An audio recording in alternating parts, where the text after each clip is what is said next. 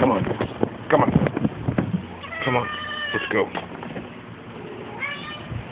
Stay in here. Come on. No, come on, not that way.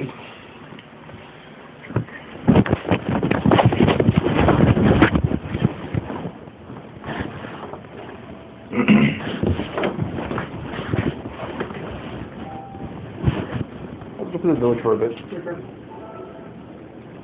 Okay, well, see you later. Bye-bye. Spinner bus?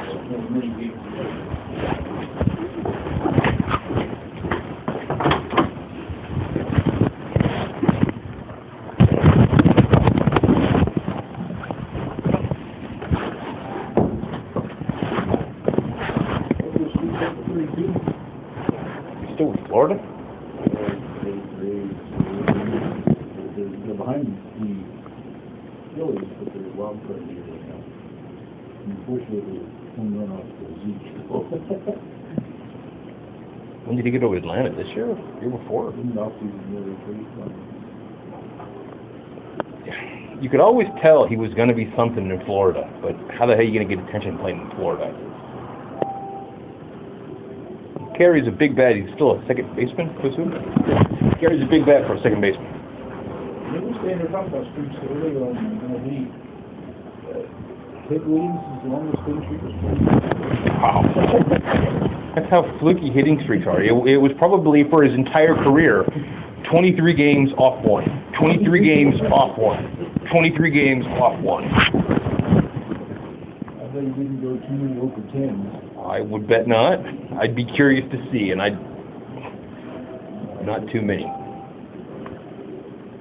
There's a way to do that with Baseball Reference these days, but I think you have to pay for that kind of service.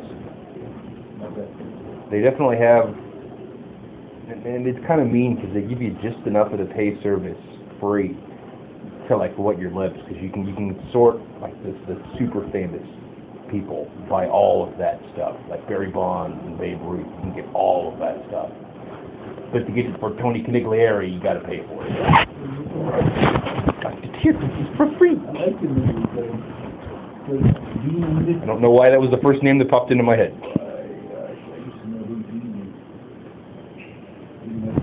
Is it Natty? He was Boston when he got hurt. Boston. Oh, he was left fielder.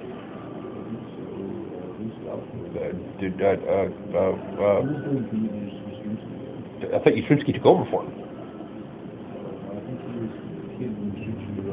Oh, what was that? There was a... That must have been why I thought of that. I read a whole thing about Canigliere once. He was the guy who, when he was in high school, drove to... No, he was the guy who, when he was already in the big leagues, drove back to the hometown that he was from, threw his weight around, and beat the crap out of the high school football star when he was mouthing off to him.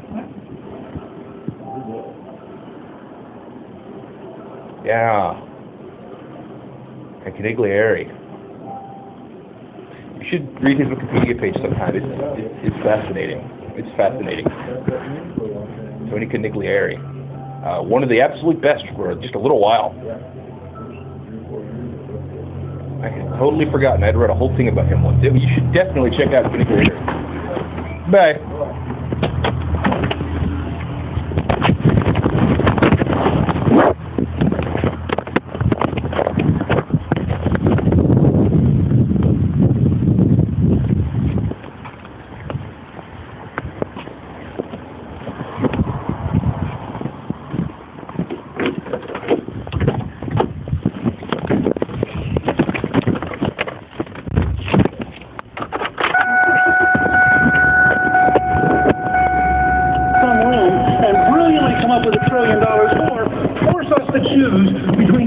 Military and expecting a tax increase is irrational. They're going to walk in just before Thanksgiving and say, all right, we can shoot you in the head or cut off your right leg. Which do you prefer?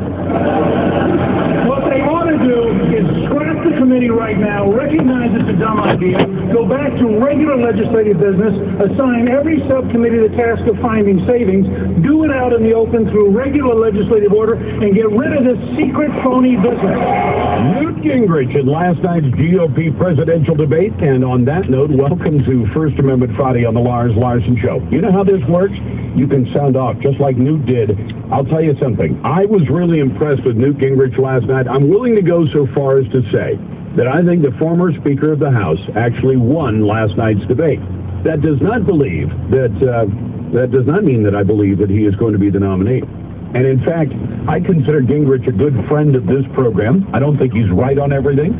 I certainly don't think he's wrong on everything because he's one of the best thinkers out there. It does not necessarily make him a great candidate for president, and I don't think he's going to get the nomination. But I thought that little analysis of the super committee was drop-dead brilliant. You know that we had Eugene Volokh, the law professor from UCLA, on last night, who confirmed that he believes, and he's a conservative, but he believes that the super committee is constitutional. They can certainly make recommendations, but I think it's a rope-a-dope. I think Gingrich is right. 523 people sitting around doing nothing for 4 months, while a committee of 12 comes up with the ideas that are going to save America from the overspending of the Obama administration and others. I don't think so. In fact, I'm sure it's not going to be. I'm sure what we're going to get instead is some kind of proposal for higher taxes.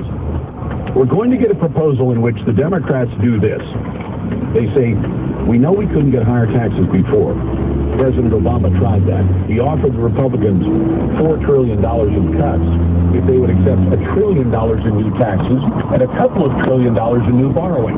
They couldn't get that deal through, but if they do this as a one-size-fits-all, no questions asked, we're going to come up with this proposal, and then the House of Representatives is going to vote on this and nothing else.